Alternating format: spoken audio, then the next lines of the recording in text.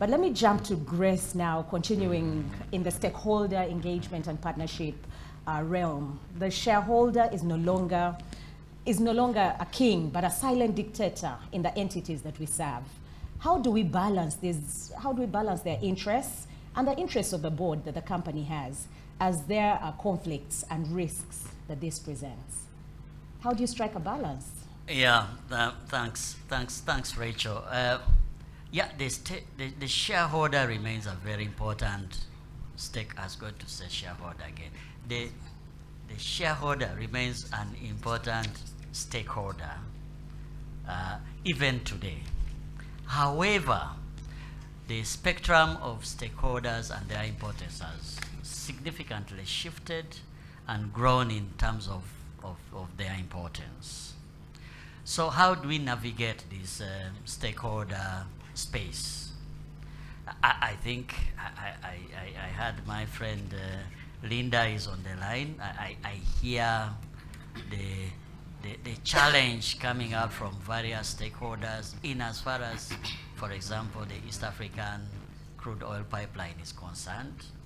It's a purely serious stakeholder management issue, irrespective of what the shareholders believe, irrespective of what the power of the shareholder, or I'm just using it as an example, but irrespective of what the owners of the resource or the owners of the organization think, they have to face the brutal facts of what the wider stakeholders actually are talking about, what the stakeholders are bringing to the organization. And it is much wider than just looking at the shareholders, who in the earlier years were overwhelmingly the big controllers of decisions in organizations. So whether you're a government entity, or you are a private entity, or you are a huge conglomerate, or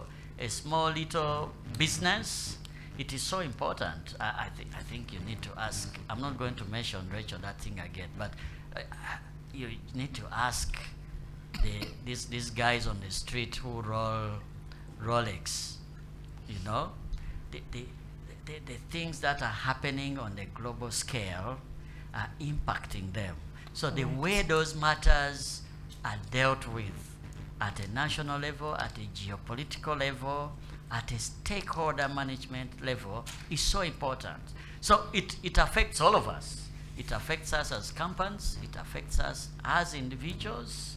And if you look at, my advice would be, every organization certainly needs to map out properly its stakeholder management space and assess their impact to the organization, to the ability by the organization to achieve its objectives. And then map out the strategies that are going to be used to deal with the concerns that are brought about by the stakeholders. So let me give an example. We cannot ignore anymore somebody sitting somewhere in a corner of the world tweeting about something. I think a year ago, there used to be, once upon a time, a president, a very powerful president, who used to rule by tweeting. They're just tweeting. And then the markets respond to that tweet. Or am I wrong? Correct. Yeah? Correct. That used to happen, you know? Yeah. And today, information moves with a lot of velocity that before you know it, it has gone everywhere, and every stakeholder has the same information, even better than you, the boards, have. So the issue of stakeholder management is so very important, and it cannot be overemphasized. Every board, I think, needs to be alive to this challenge, because it can make or break any organization. And proper processes and awareness and being alive to the challenges that various stakeholders bring to organizations certainly have to be brought into the boardroom for discussion. Thank you. Thank you very much, Grace, for that. And